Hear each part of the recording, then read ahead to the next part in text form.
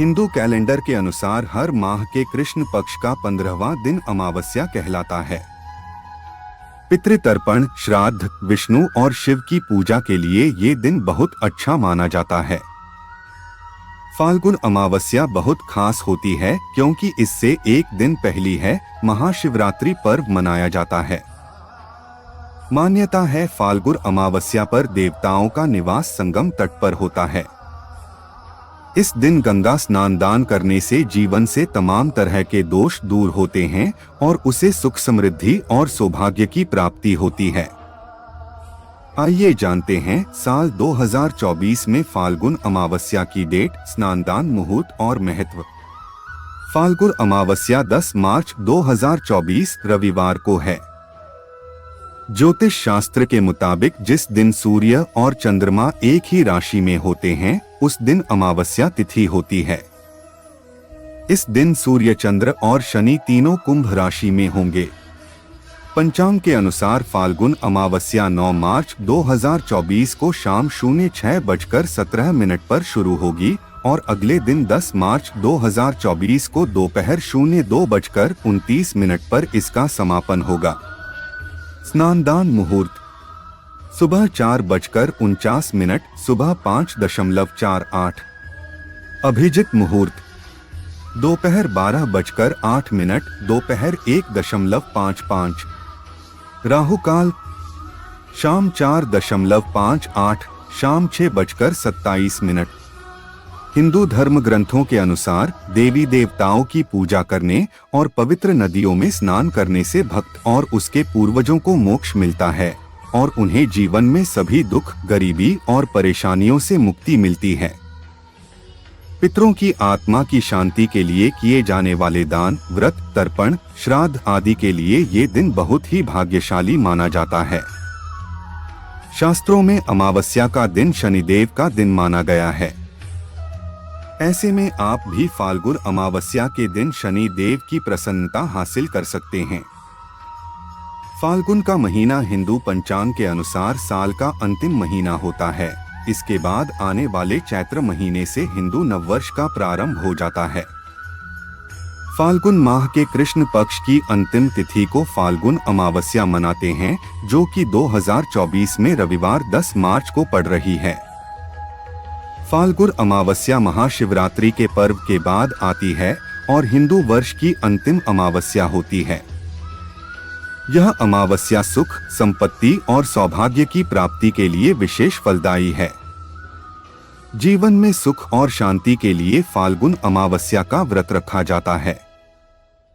इस दिन लोग पवित्र नदियों में स्नान कर जरूरतमंदों को दान करते हैं। यह अमावस्या पितरों को मोक्ष दिलाने वाली होती है, इसलिए इस दिन पितरों की शांति और पूर्वजों का आशीर्वाद प्राप्त करने के लिए तर्पण और श्राद्ध भी करते हैं। साल भर में 12 अमावस्याएं आती हैं। यदि निरंतरता में प्रत्येक अमावस्या को आप पितरों हेतु श्राद्ध नहीं कर पाते हैं, तो कुछ अमावस्याएं विशेष तौर पर सिर्फ श्राद्ध कर्म के लिए शुभ मानी जाती हैं। फाल्गुन मास की अमावस्या उन्हीं में से एक है। माना जाता है कि जो व्यक्ति फाल्गुन अमावस्या के दिन व्रत रखता है, उसके जीवन में कोई समस्या नहीं आती है और सुख समृद्धि में वृद्धि होती है। इस दिन पितरों का पूजन करने का भी विधान है। अमावस्या पर पितरों का पूजन करने से उनका आशीर्वाद मिलता है और उनकी आत्मा को शांति मिलती है। मान्यताओं के अनुसार आज के दिन गंगा में डुबकी लगाने और दान करने से कई गुना पुण्य फल की प्राप्ति होती है। एक दीन ब्राह्मण परिवार था जिसमें पति पत्नी और उनकी एक पुत्री थी। उनका जीवन सामान्य चल रहा था। वर्ष बीतते गए और पुत्री भी धीरे धीरे बड़ी होने लगी। बढ़ती आयु के साथ उसमें स्त्रियों के गुणों का भी विकास होने लगा था। वह अत्यंत ही सुंदर, सुशील और सर्वगुण संपन्न थी, लेकिन गरीब होने के कारण उसका विवाह नहीं हो पा रहा था। एक दिन उस ब्राह्मण के घर एक साधु महाराज पधारे। ब्राह्मण पुत्री की सेवा से साधु महाराज का मन बहुत प्रसन्न हुआ और उन्होंने कन्या को लंबी उम्र का आशीर्वाद तो दिया, लेकिन यह भी बताया कि उसके हथेली में विधवा योग है। इस बात से चिंतित होकर ब्राह्मण परिवार ने साधु से उपाय पूछा। तब साधु ने कुछ देर विचार करने के पश्चात अपने ध्यान के आधार पर बताया कि कुछ दूरी पर एक गांव में सोना नाम की धोबिन जाति की एक महिला अपने बेटे और बहू के साथ रहती है, जो बहुत ही संस्कारों से संपन्न तथा पतिपरायण और निष्ठावान है। यदि यह कन्या उसकी सेवा करे और इसके विवाह में वह महिला अपनी मांग का सिंदूर लगा दे तो इस कन्या का विधवा योग मिट सकता है। साधु ने यह भी कहा कि वह महिला कहीं आती जाती नहीं है। यह बात सुनकर ब्राह्मणी ने अपनी बेटी से धोबिन की सेवा करने की बात कही।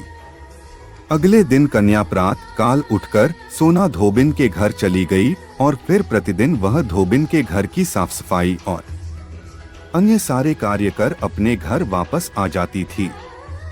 एक दिन सोना धोबिन अपनी बहू से पूछती है कि तुम तो सवेरे उठकर सारे काम कर लेती हो और पता भी नहीं चलता।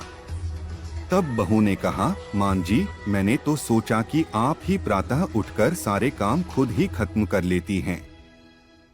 मैं तो देर से उठती हूँ। इसके बाद दोनों सास बहू निगरानी करने लगी कि कौन है जो सवेरे ही घर का सारा काम करके चला जाता है।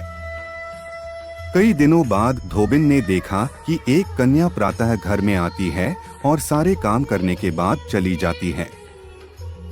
जब वह जाने लगी तो सोना धोबिन उसके पैरों पर गिर पड़ी और पूछने लगी कि वह कौन है जो इस प्रकार छुपकर उसके घर में काम करती है। तब कन्या ने साधु द्वारा कही गई सारी बात बताई। सोना धोबिन पतिपरायण थी, उसमें तेज था, इसलिए वह इस बात के लिए मान गई। सोना धोबिन के पति थोड़े अस्वस्थ थे, इसलिए उसने अपनी बहू से अपने लौट आने तक घर पर ही रहने को कहा। सोना धोबिन ने जैसे ही अपने मांग का सिंदूर उस कन्या की मांग में लगाया, उसके पति की मृत्यु हो गई। थोड़े समय बाद उसे इस बात का पता चला। वह घर से निर्जल ही चली थी, यह सोचकर कि रास्ते में कहीं पीपल का पेड़ मिलेगा तो उसे भंवरी देकर उसकी परिक्रमा करने के बाद ही जल ग्रहण करेगी।